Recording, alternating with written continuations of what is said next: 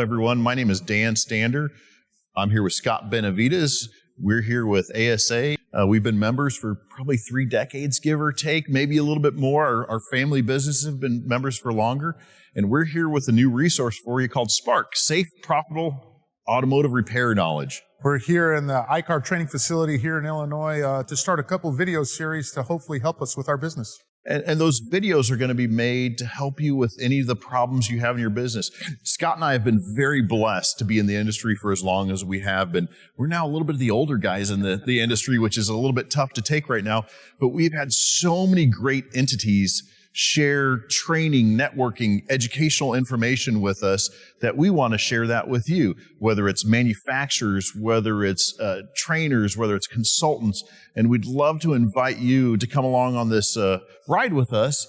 And if you're one of those experts, we'd love to have you on this program so you can help others too, because our goal ultimately is for good, safe, proper repair.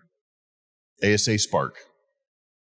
Welcome, everybody. My name is Scott Benavides. I'm here with Dan Stander and Roger Cada. We're here to talk to you about what happens when the customer walks into your shop. Scott, I think that's always been a big problem for a lot of shops because over the past decades, we've been trained to go, hey, grab the keys. Mr. Customer, you're kind of a little bit in the way. I need to get back to work. You just get out of here and we're going to go ahead and fix your car. And I think we're missing a big part of that equation by interviewing the customer. And that's why we brought Roger Cada in here to kind of help us explain some of the great ways we can interview the customer so we can help complete a safe, better quality repair and hopefully catch all those little items that maybe the customer doesn't even know that might be wrong with their car. You know, before any damage assessment is created, it's identifying all the damages on the car. And it's always been the point of impact. But if you think about things, there are other things in play here. For example, I mean, keep in mind, an object in motion stays in motion, an object at rest stays at rest. So if this car was parked like this, I want to know not only was it hit here, but what happened to the car, what happened to the things inside the car. And so I'm going to start out by having a discussion that goes something like this. You know, welcome to my shop. It's great to have you here. Are you the driver of the car? Or because I want to know that, because I want to know everything that took place. So if there's another person or family member that's bringing that vehicle in, how can I get a hold of the driver? Because I have questions for them. I think one other thing, Roger, not to interrupt you, but I think one other thing we want to make sure is if you were the driver, are you okay? Because if they're not okay, yes. And sometimes, like you said, it's 72 hours of adrenaline running through their system after an accident, maybe we need to make sure if they need some medical attention. But sometimes even that question just, again, is starting the relationship with the customer that we care because we don't want people to be hurt. We do fix cars for a living, but we want to make sure they're okay. And when you say the adrenaline is in their system, that is typical. Think about any time that you have been in an event yourself or seen somebody, and as soon as they get out of that car, they're shaking. All that shaking is adrenaline. And typically when your body is that full of adrenaline, you can't think clearly for the next 72 hours. And think about how that accident's reported to an insurance company, usually within the first 24. So they're still having that adrenaline rush. And so in that case they don't know what to tell the insurance company. And so they're going to say, well, I was hitting the rear while sitting at a stop sign. So Roger, sorry to interrupt, but so what you're saying, so what if they only say, yeah, I was hitting the rear, but they did have some other things in the car and they forget to tell the insurance company. Can they go back and tell the insurance company after the fact? They sure can. Just like we can do it as a supplement. If we get involved in a car and we start taking things apart and we find additional damages, we can bring that evidence then to the insurance carrier to show them additional damages. So everything starts with the vehicle owner or the vehicle driver. They're the ones that will get this in motion. And they'll come back and say, you know, as I've taken a look at the car, I've noticed additional things from that day. Now to start this out, I would basically start out the scene of the accident and go ahead, and I've actually seen some businesses out there pull up Google Maps, pull up the area where the accident took place, and look around. Is there ditches there? Is there trees, fences, curbs?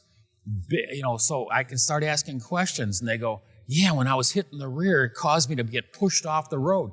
And there's a curb sitting in that Google image. And Roger, I know we've never had this happen. I'm sure, Scott, you've never had it happen where you didn't do a good job interviewing the customer, the customer did go over the curb. You did a beautiful job cosmetically repairing the car. The customer gets now back in the car and they're like, hey, Scott, hey, Roger, my car doesn't drive right.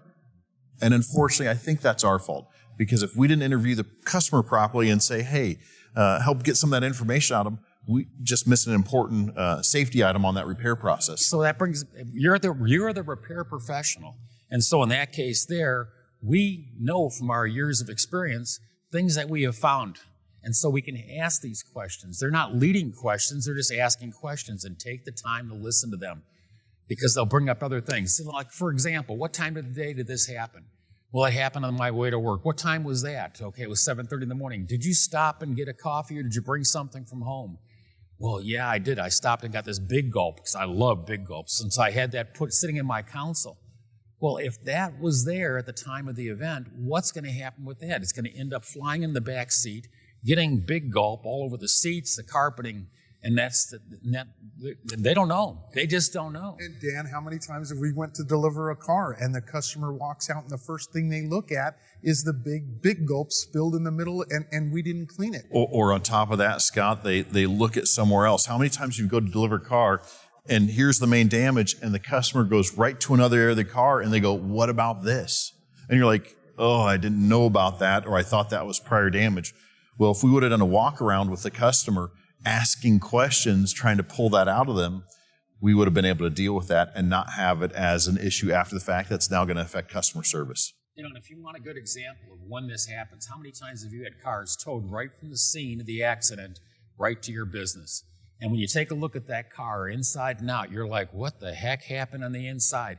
Everything kind of explodes if it's not fully fixed to the car. And so all those loose objects can cause damage, whether it be a drink, or it can be a briefcase, a dog, or whatever. So we have to ask these questions to jog their memory, to say, so we can find all the damages of the vehicle. So let's just take this one, for example. It was hit in the rear. Let's say it only had a driver and a passenger. Well, where's the passenger located? Well, this one happened to be in the back seat. I know that sounds crazy, but if that's what they report, we're going to inspect the back seat. We also want to check the driver's seat too. Now, if you look at the driver's seat, I want to know that everything is working and not bent, so I'm going to check those. I'm going to check the power seats or the manual tracks that's let that seat slide. I'm also going to be checking the steering wheel of the car, because sometimes guys typically hang onto the steering wheel with all their might as this impact's taking place. So when they were driven backwards or remained stationary while the car was moving forward, they are now bending the steering wheel. So Roger, that's a great point. And I know probably within the past 5 or 10 years, we've never had better access to factory data on the cars and what we should be doing after collision, after repairs. And in this case, like Roger said, should we be doing maybe a seatbelt inspection, checking, pulling out the webbing, checking to make sure it buckles in itself, checking the seats, making sure they're moving back and forward, checking the headrest. And again, OEM data, this isn't always in the OEM data, say with checking the seatbelt. Sometimes that's just in the owner's manual. So there's various ways you can check that data.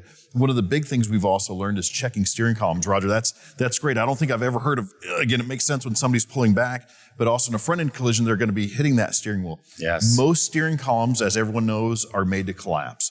And a lot of times there's different engineering principles that the manufacturers give us that we need to check those steering columns to make sure they haven't collapsed. So God forbid if the next consumer or the next driver is in that car, they're going to be safe just like the first time that car was built. You know, and the other thing I want to check for too is that if I was slammed back, your feet are going to go up in the air, your knees go up in the air, and you break the lower part of the dash. It's those type of things that we're recreating the accident. And if you've never seen slow motion crash tests, I encourage that you go to the Insurance Institute and look at some of those slow motion crash videos. Notice at the point of impact, but also how it ripples through the entire car. Roger, those are some of the greatest videos to watch, to see in slow motion the ripple effect of damage that I think there's so many times, again, we don't even understand.